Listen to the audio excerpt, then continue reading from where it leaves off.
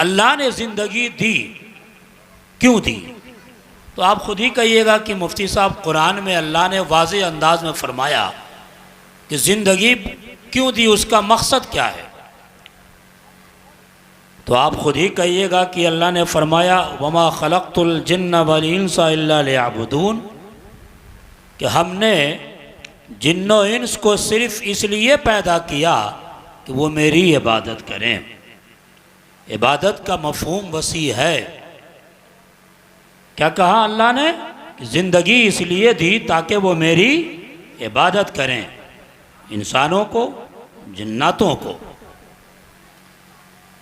एक ज़िंदगी बनाने का रीज़न आपको समझ में आ गया, तो एक सवाल आप खुद से भी करेंगे कि अल्लाह ने जब ज़िंदगी बनाई तो मौत को क्यों दिया?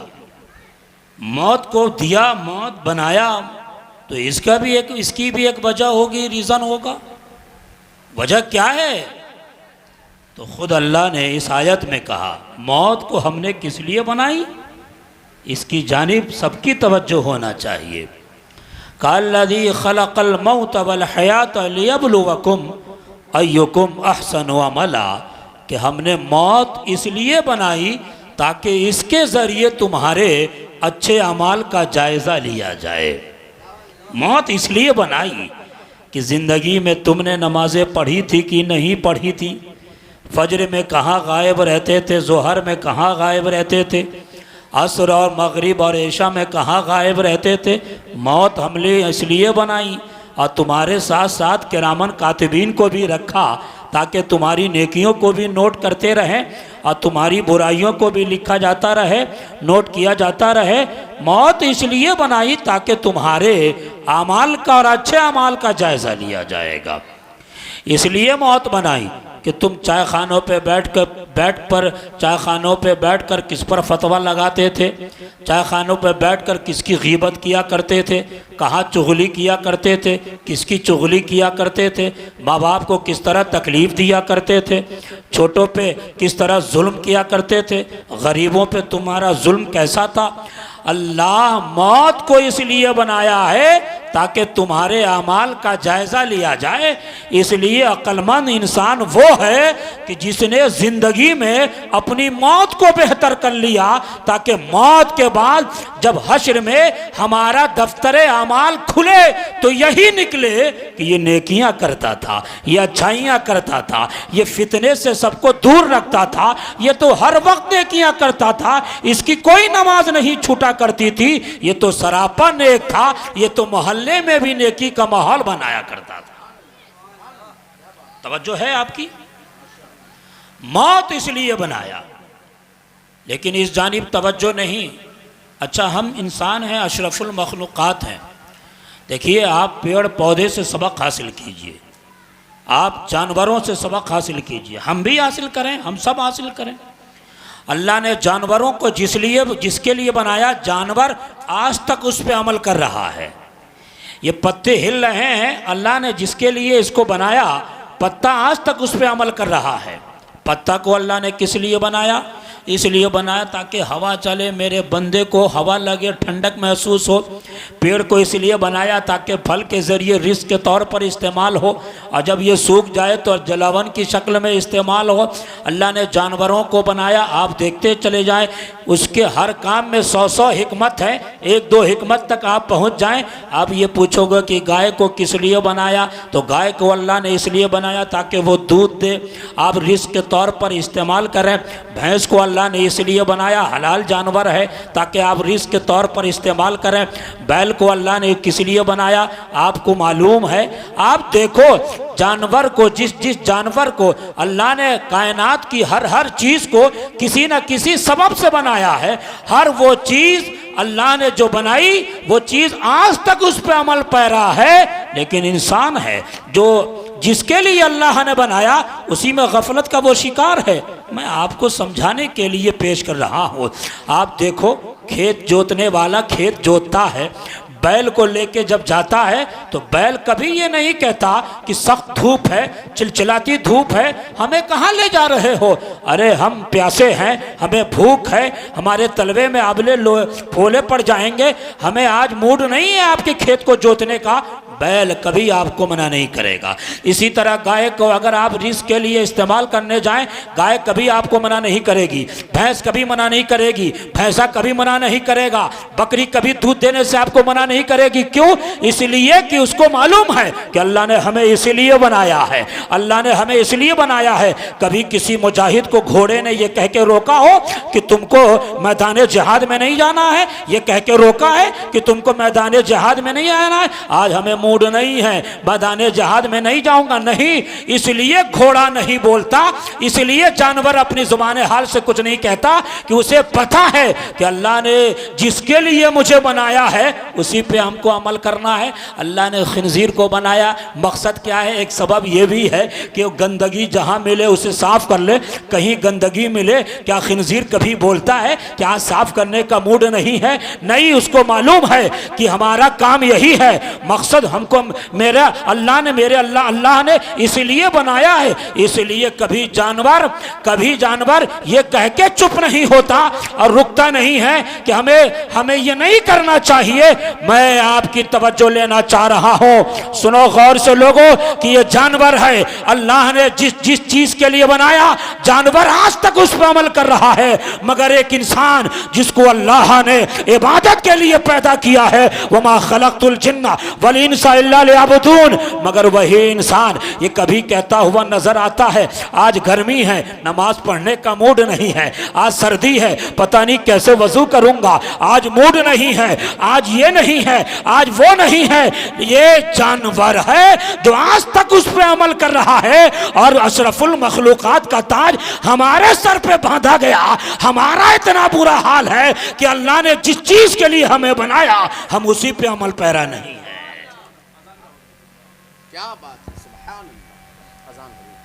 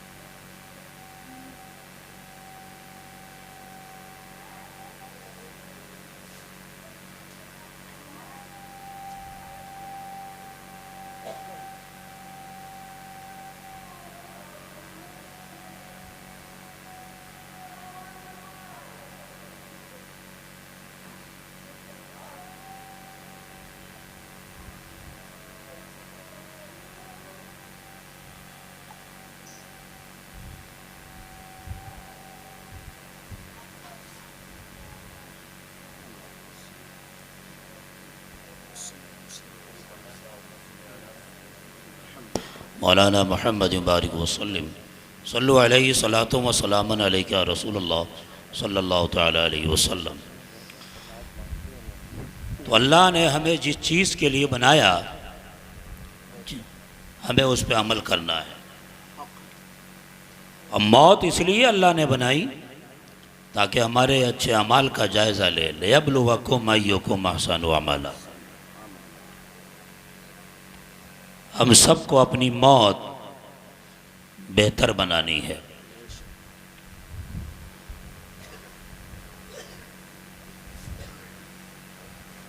हम ये समझते हैं कि अक्लमंद इंसान वो है कि जिसने अपनी इस दुनिया में आखिरत को बेहतर बना लिया। और आखिरत बेहतर कैसे बनेगा? जाहिर है हर वो काम जिसका हुक्म अल्लाह ने दिया वो हमें करना है और जिससे रोका है उससे रुकना है। अच्छा, अक्लमंद पे एक बड़ी अच्छी बात मुझे याद आई, उसको आप सुन लें। मैं तो कारी साहब से हाथ जोड़ रहा था कि मेरी तकरीर आप न करवाएं, हम तो बस शिरकत कर लिए हैं। मौलाना अबू ज़ैफ़ा नासिर हुसैन अशरफ़ी समस्तीपुरी तशरीफ़ लाए हैं, अच्छे ख़तीब हैं माशाअल्लाह। अक्लमंद कौन है? मुझे एक वाक़या याद आता है। एक बादशाह है, बादशाह जुनैद भाई, इसको आप ज़रूर रील के ज़रिए लोगों तक पहुंचाएंगे ताकि लोगों की इस्लाह हो और आंखें खुलें। मुआशरे में अक्लमंद इंसान अपने आप को वो समझता है कि मैं बहुत बड़ा अक्लमंद हूँ, जिसके पास गाड़ियाँ हैं, जिसके पास बंगले हैं, जिसके पास सोर्सेस की ताकत है। और जो नमाजी है, जो तहज्जुद गुजार है, जो दीन पे अमल करता, दीनदारी पे के साथ रहता है, उसे लोग बेवकूफ़ समझते हैं और अपने आप को बहुत बड़ा अक्लमंद। कारी साहब, बादशाह ने आवाज़ लगाई और अपनी रियाया से कहा, सिपाहियों से कहा कि मेरी रियाया में जो सबसे बड़ा बेवकूफ़ है उसे मेरे पास लेके आओ, हम उसे बेवकूफ़ियत का अवार्ड देंगे। तवज्जो रहे, आंखें खोल देने के लिए ये काफ़ी है। चेले चपाटी बादशाह के थे, वो समाज में गए, ढूंढ के एक बेवकूफ़ शख्स को लेके आए। बादशाह ने एक महफिल सजाई। महफिल सजाने के बाद बादशाह ने उसको सरे महफिल बेवकूफ़ियत का अवार्ड दिया, माले की शक्ल में। कहा, मेरी रियाया में तुम ही सबसे बड़े बेवकूफ़ हो। तवज्जो के साथ सुनिएगा तब आपको लुत्फ़ आएगा। अच्छा, सरे महफिल बादशाह ने उस शख्स को माला पहनाया और कहा, रियाया में, हमारी रियाया में तुम सबसे बड़े बेवकूफ़ हो, ये बेवकूफ़ियत का अवार्ड तुम्हें दिया जाता है। अब वो शख्स तो अवार्ड ले लिया, माला ले लिया, घर चला गया। एक ज़माने के बाद उसे खबर मिली कि बादशाह मर रहा है। तवज्जो रहे, बादशाह मर रहा है। जाकनी के वक्त से थोड़ा सा पहले है, वो हिफाजत से रखे हुआ था बेवकूफ़ियत वाला अवार्ड, माले की शक्ल में जो बादशाह ने दिया था। उसको लेके आया जेब में। लोगों ने गेट पे देखा तो कहा, अरे ये वही बेवकूफ़ है। कहा, तुम वही बेवकूफ़ हो? कहा, जी हाँ भाई, मैं वही बेवकूफ़ हूँ। फिर उस शख्स ने कहा कि सुना है कि बादशाह बीमार है। लोगों ने कहा, बादशाह मरने वाला है। कहा, मैं मिलना चाहता हूँ। कहा, अच्छा। कहा, जाओ मिल आओ। बादशाह बिस्तरे मर्ग पे था, मौत से थोड़ी देर पहले उसकी ज़िंदगी चल रही थी। उसने जब बेवकूफ़ को देखा, जो उसकी नज़र में बेवकूफ़ था, सूफियों के निगाह में अक्लमंद था, उसकी नज़र में बेवकूफ़ था, उसने, बादशाह ने देखा, कहा, अच्छा तुम वही बेवकूफ़ हो जिसको हमने अवार्ड दिया था? कहा, जी बादशाह सलामत, मैं वही बेवकूफ़ हूँ। कहा, अच्छा। कहा उस शख्स ने कि क्या हुआ, ये कैसी हालत बना रखी है? तब उस बादशाह ने कहा कि मैं तो अब उस घर की जानिब जा रहा हूं जहां से कभी लौटूंगा नहीं। तवज्जो रहे। कहा अच्छा उस घर की जानिब, वो घर कहाँ है? कहा मैं अब मरने वाला हूं। तब इस बेवकूफ़ शख्स ने कहा बादशाह साहब, जहां तुमने 80 साल ज़िंदगी गुजारी, इसको तो तुमने याकूत से, मरमर से, पत्थर से, सोने से, चांदी से सजा लिया है। अब तुम जहां जा रहे हो, जहां से तुमको कभी लौटना नहीं है, तो उसको तुमने तो सजा लिया होगा। तुम्हारे पास पैसा है, दौलत है, बादशाह हो, उसको तो तुमने सजा लिया होगा, सोने से, चांदी से सजा लिया होगा। तब उस शख्स ने कहा, बादशाह ने कहा, ए शख्स सुनो, मैंने यही तो नहीं किया है, यही तो नहीं किया है, उसे नहीं सजाया। तब इस शख्स ने कहा, जिसको सरे महफिल बेवकूफ़ियत का अवार्ड दिया गया था, इस शख्स ने कहा, ए बादशाह सुन, वो जो घर जहां तुम जा रहे हो, जहां कारी शमीम के वालिद चले गए, जहां मेरे भाई रिजवान के वालिद चले गए, उस घर में जहां तुम जा रहे हो वहां से कभी लौटोगे नहीं। उस घर को सोने से नहीं सजाया जाता, चांदी से नहीं सजाया जाता, पैसों से नहीं सजाया जाता, दौलत से नहीं सजाया जाता। ए बादशाह, उस घर को तो नमाजों से सजाया जाता है, ज़कात से सजाया जाता है, ज़कात से, इस हज से सजाया जाता है, नेकियां से, नेकियों से सजाया जाता है, कुरान की तिलावत से सजाया जाता है। क्या तुमने किया है? बादशाह ने कहा, यही तो मैंने नहीं किया है। तब उस शख्स ने उसी माले को निकाला और कहा, फिर इस धरती पर तुमसे बड़ा बेवकूफ कोई नहीं है, ये अवार्ड तुम्हें दिया जाता है। क्या पता चला, रूए जमीन पर सबसे बड़ा बेवकूफ वही शख्स है जो दीन से दूर है। अक्लमंद वो शख्स है जो दीन के साथ है, जिसने अपनी मौत को बेहतर कर ली है। बहुत अच्छा, क्या बात है, क्या बात है। मौत बेहतर करो। हाँ, क्या सुना भाई? इतना ही सुना कि जन्नत है, और इतनी ही सुनाया गया कि मरोगे तो डायरेक्ट जन्नत। इतनी आसान नहीं जन्नत, जितनी आसान जन्नत जम समझ रखे हो। अल्लाह ने नबियों को लग़ज़िश पे नहीं छोड़ा है, तो हमें गलतियों पे छोड़ेगा। बोलो, आदम अलैहिस्सलाम जिनको एक लग़ज़िश पर जन्नत से निकाल दिया गया, झूठ बोलने वाले, गीबत करने वाले, शराब का कारोबार करने वाले, ऑनलाइन जुआ खेलने वाले, फितना फसाद करने वाले, ज़रा ये सोचें कि किस मुंह से तुम जन्नत का दावा करते हो। इतनी आसान नहीं जन्नत। अल्लाह ने नबियों को लग़ज़िश की बुनियाद पर नहीं छोड़ा, तो हमें गलतियों पे छोड़ेगा। याद रखो, ये मत समझो कि सिर्फ जहन्नम काफिरों के लिए बना रखी है अल्लाह ने। नहीं, हज़रत जिब्रील आए, कहा या रसूल अल्लाह, जहन्नम का ये तबका मजूसियों के लिए, ये तबका काफिरों के लिए, ये तबका मुशरिकों के लिए। एक तबके को हज़रत जिब्रील ने छोड़ दिया था, एक तबके को। हुज़ूर ने बाद में पूछा, वो तबका किसके लिए? कहा या रसूल अल्लाह, वो आपकी गुनाहगार उम्मत के लिए। हमने ये सोच रखा कि हम मरेंगे तो डायरेक्ट जन्नत जाएंगे, और इतना ही सुना कि जन्नत में जाएंगे तो 70 72 हूरें मिलेगी। ये कौन सुनाएगा कि जहन्नम भी अल्लाह ने बना रखी है, और गुनाह जो कर रहे हो खुल्लम खुल्ला सजाएं काटनी पड़ेगी। और जहन्नम का नक्शा देखो, अल्लाह कुरान में कहता, जहन्नम फल्लज़ीन कफ़रू क़ुत्तिअत लहुम सियाबुम मिन नार, जहन्नम में आग के कपड़े पहनाए जाएंगे, जहन्नम में आग का जूता पहनाया जाएगा, जहन्नम में खौलता हुआ पीप पिलाया जाएगा। कुरान में अल्लाह ने कहा, वयुस्क़ा मिन माइन सदीद, ऐसा पानी पिलाया जाएगा कि अतनी चीर फाड़ के बाहर निकल जाएगा। जहन्नम से डरो। जन्नत में अगर जाना है तो ज़िंदगी बेहतर करो। वाखिर दवाना अनिल हम्दुलिल्लाह।